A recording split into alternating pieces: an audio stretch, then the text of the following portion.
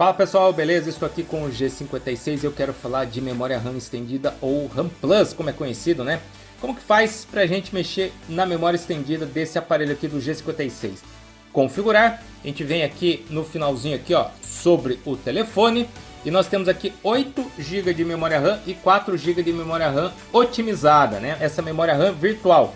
O aparelho, no caso aqui, ele tem 8 GB de memória RAM física, tá, gente? Então a gente clica aqui na memória RAM.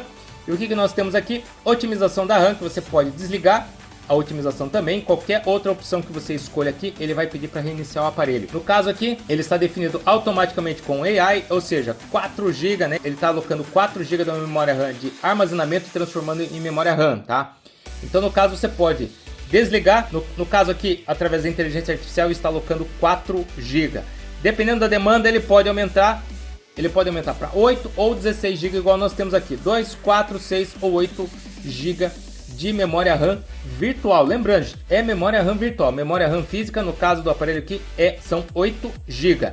Na minha opinião, sugiro que vocês desliguem a memória RAM virtual, no caso aqui eu não mexi porque ele já veio de fábrica ligado, mas aparelhos com 8 GB, de 8 GB ou mais de memória RAM, na minha opinião, ainda não precisa dessa memória RAM estendida. Para aparelhos com 4 ou até 6 GB de memória RAM, eu aconselho aí no mínimo 2 GB de memória RAM virtual, tá? Principalmente para os aparelhos de 4 GB, entre 2 e 4 GB de memória RAM virtual.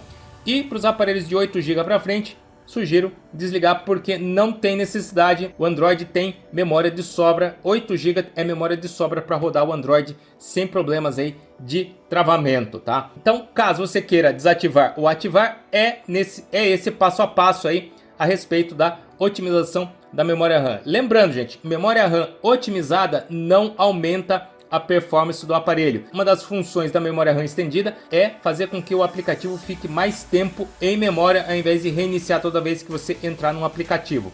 Pessoal, para mais vídeos igual a esse, segue nós aí.